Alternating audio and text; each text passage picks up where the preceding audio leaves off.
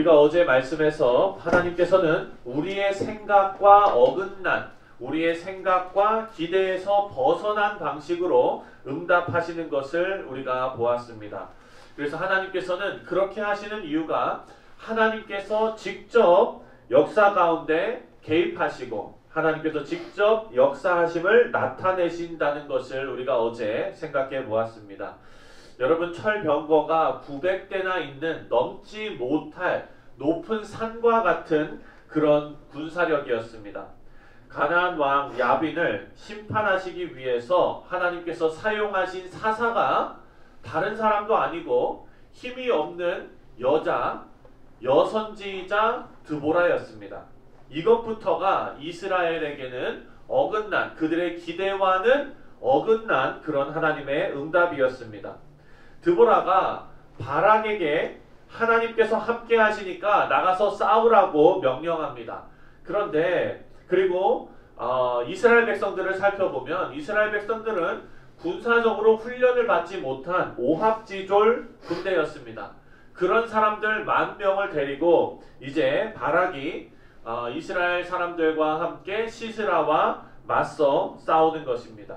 그런데 오늘 본문에 와서 한참 지금 전쟁 얘기가 나오고 있거든요. 하나님께서 드보라를 말씀하시고 드보라가 그 말씀을 전하고 바락이 이제 군대를 조직해가지고 시스라하고 싸우는 지금 아주 그냥 급박한 그런 전쟁의 이야기가 쭉 전개가 되다가 오늘 11절이 나오는 거예요.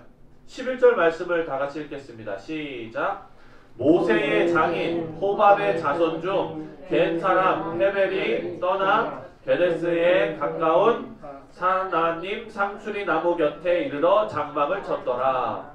이건 지금 전쟁 얘기하고는 아무런 상관이 없는 딴 얘기가 지금 들어가 있습니다.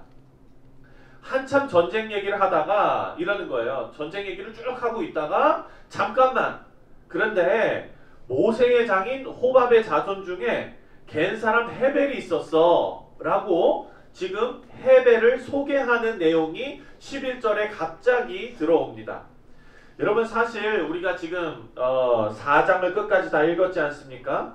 오늘 이 4장 끝부분에서의 주인공은 헤벨도 아닙니다. 주인공은 이 야엘에게 초점을 맞추고 있습니다. 그런데 11절에서 헤벨은 자기 족속을 떠나서 게데스에 가까운 곳으로 이사를 옵니다. 이것이 하나님의 섭리였어요. 여러분, 성경은 그 사람이 언제, 무슨 이유로, 어떻게 이사를 오게 되었는지 기록하진 않고 있습니다. 그래서 우리가 알 수도 없습니다. 사실 이거는 중요하지도 않습니다. 중요한 것은 뭐냐? 하나님께 이 헤벨의 가족이, 특별히 헤벨의 아내 야엘이 쓰임받았다는 것입니다. 그리고 그 일에 쓰임받기 위하여 하나님께서 하나님의 섭리 가운데 그 사람들을 이쪽으로 이사하게 하셨다는 거죠. 우리 사랑하는 성도 여러분, 뉴욕에 언제 이사 오셨습니까? 그 먼 시간으로 거슬러 올라가나요? 예. 그렇죠? 저도 2006년에 왔어요. 저는 2006년에 여기 유학 왔었거든요. 그때는 제가 뉴욕에서 이렇게 살고 있을 거라고 생각을 못했습니다. 네, 그때는 그 뉴욕에 좋은 신학교가 있고 선교 쪽으로 아주 열심히 하는 그런 신학교이기 때문에 거기에 와가지고 공부를 하고 다른 나라로 가가지고 이렇게 선교를 해야 되겠다 이런 생각이 있었어요. 그런데 하나님의 섭리 가운데 제가 뉴욕 성실장로교회를 만나게 되고 여러분 생각해 보십시오. 이거 진짜 우리가 확률로 따져보면은요 생각도 못할 확률이에요. 네, 제가 유학을 가는데 세계에 몇 나라가 있습니까? 200개가 넘는 나라가 있어요. 그건 먼저 200분의 1 확률이에요. 그런데 그 중에서 제가 미국에 왔어요. 미국에 와서 미국의 주가 몇 개 있습니까? 50개가 넘잖아요. 네. 그것 중에 뉴욕에 왔어요. 그럼 그것만으로도 벌써 50몇 분의 1이에요. 그렇죠? 그리고 여러분 생각해 보십시오. 뉴욕에 한인교회가 얼마나 많습니까? 그런데 600 몇 개, 600분의 1이에요. 이 확률로 저와 여러분이 만난 거예요. 네. 여러분 생각해 보십시오. 이렇게 서로 다 우리가 만나는 이것이 하나님의 섭리가 그 가운데 있었음을 우리는 깨달아야 됩니다. 17절을 보니까요. 17절 말씀에 시스라가 걸어서 도망하여 겐 사람 헤벨의 아내 야엘의 장막에 이르렀으니 이는 하솔 왕 야빈과 겐 사람 헤벨의 집 사이에는 화평이 있었습니다. 여기도 어마어마한 확률입니다. 여러분 그 많은 사람들 중에 이 헤벨이 이쪽 지역으로 이사를 왔는데 그것도 타이밍이 참 하나님 섭리 가운데 시스라가 이스라엘 백성들에게 쫓겨서 도망하다가 그 많은 사람들 집 중에 헤벨의 집에 도망간 거예요. 그리고 그 헤벨의 집 중에서도 헤벨의 아내의 장막으로 도망갔습니다. 이것이 얼마나 기막힌 우연이고 또 기막힌 하나님의 섭리입니까? 그러면은 시스라의 목숨이 지금 이 야엘의 손에 있는데 여기엔 딜레마가 있어요. 이 야엘의 남편은 시스라하고 화평관계고 그리고 이스라엘의 화평을 맺고 있는 겐족 속에 속해 있는 남자도 바로 하벨이었던 거예요. 그러니까 이 야엘은 지금 이 시스라를 죽일 수 있는 그 목숨을 지금 손에 들고 있는데 이 시스라의 목숨이 야엘의 손에 지금 있는 겁니다. 여러분 보십시오. 그런데 야엘이 어떤 결정을 내렸냐면 이 야엘은 시스라를 안심시키고 말뚝을 가져다가 시스라의 관자놀이에 박아서 죽입니다. 이 야엘은 다행히도 남편의 친분보다는 하나님과의 관계를 우선으로 생각했던 겁니다. 여러분 이렇게 된 결과 어떻게 됩니까? 시스라가 죽고 나서 가나안 왕 야빈은 힘을 잃었습니다. 왜? 그 자기의 오른팔이었던 시스라가 죽은 거예요. 그래서 이스라엘 백성들이 가나안 왕을 계속해서 공격해갖고 가나안 왕을 진멸하게 된다는 것이 오늘 말씀의 요지입니다. 물론 여러분 이 모든 것이 하나님의 섭리였습니다. 어제 말씀에서 오늘 이 장면이요 미리 예언되어져 있습니다. 9절 말씀을 보면 9절에 보니까 제가 읽겠습니다. 이르되 내가 반드시 너와 함께 가리라. 그러나 내가 이번에 가는 길에서는 영광을 얻지 못하리니 이는 여호와께서 시스라를 여인의 손에 파실 것임이니라 하고 드보라가 일어나 바락과 함께 게데스로 가니라. 여러분 하나님께서 시스라를 여인의 손에 파실 것이다 라고 예언하고 있습니다. 그 여인이 바로 누굽니까? 야엘입니다. 하나님의 역사를 통해서 이스라엘 백성들은요 이제 다시 한번 뼈저리게 느끼는 거예요. 뭘 느낍니까? 내가 상상하는 것과 내가 기대하는 답, 이 모든 것과 하나님의 뜻이 참 다르게 이어져 가는구나 라는 것을 느낍니다. 하나님께서는 약한 자를 들어쓰시며 이 모든 일에 하나님께서 하신 일이라는 것을 나타내신다는 겁니다. 우리 사랑하는 성도님들, 우리 교회에서요 우리 어린 학생들을 우리가 참 존중해야 됩니다.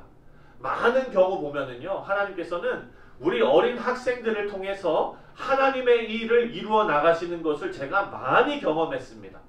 왜냐하면 하나님께서는요 약한 자, 힘이 없는 자를 들어 쓰셔서 하나님의 하나님 되심을 나타내게 하시는 것입니다.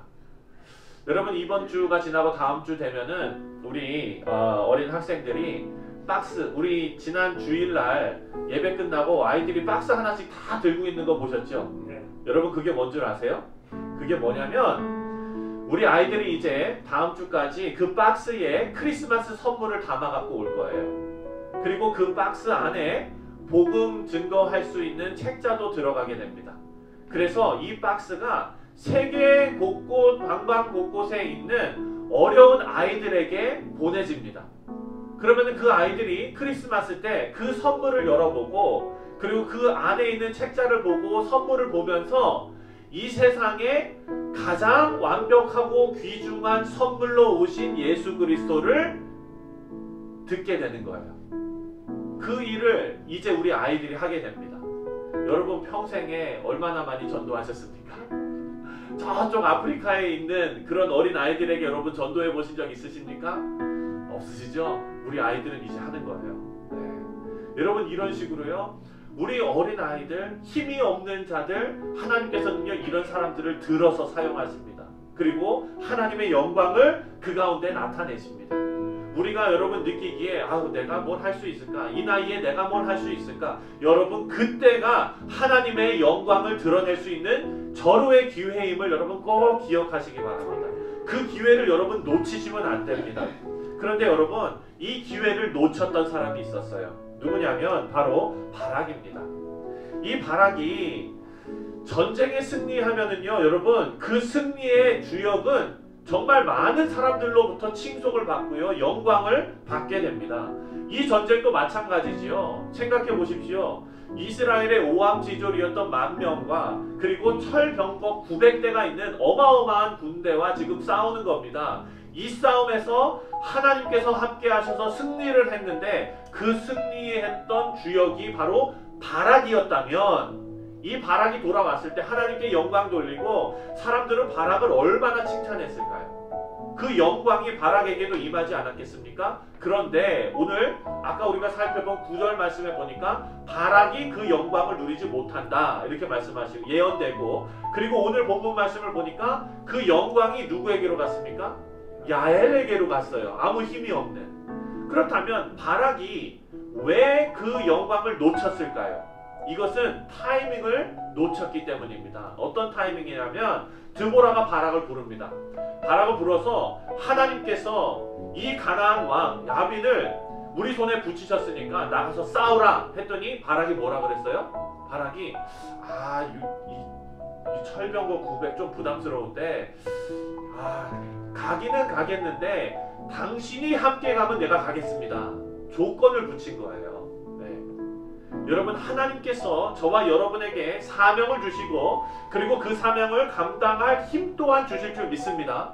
그래서 우리에게 기회 주셨을 때는요 이렇게 바락처럼 한 발 빼면서 이렇게 좀 하다가 이렇게 가능할 것 같으면 내가 하겠습니다가 아니라 우리는요 하나님과 우리와 하나님께서 맺으신 그 놀라운 사랑의 언약을 믿고 하나님께서 함께 하심을 믿고 우리가 담대하게 나아가야 될 줄 믿습니다. 바락은요 드보라의 명령에 즉각적으로 순종했어야 했습니다. 하나님의 약속을 믿고 즉각적으로 반응해서 전쟁에 임했어야 됐는데 믿음이 부족했습니다. 하나님과 세상을 동시에 섬길 수 없음을 다시 한번 보여주는 것입니다. 이런 바락의 모호함이 하나님께 온전히 쓰임받을 수 있었던 그런 기회를 놓치게 했습니다. 우리 사랑하는 성도 여러분, 하나님께서는요 우리 눈앞에 보이는 현실과 상황과 그리고 하나님의 약속을 우리 앞에 동시에 놓아놓습니다. 그러시고 하나님께서 저와 여러분에게 명령하십니다. 결단하게 하십니다. 우리는 이 현실과 상황을 볼 것이 아니라 하나님의 약속을 바라보며 그 약속 가운데 결단하는 귀한 신앙이 우리 가운데 있으시기를 주님의 이름으로 축원드립니다. 하나님께서는 약한 자를 들어쓰셔서 하나님의 영광을 나타내셨습니다. 바락과 같은 모호한 신앙이 아니라 야엘과 같은 순종과 결단이 있으시기를 주님의 이름으로 축원드립니다. 기도.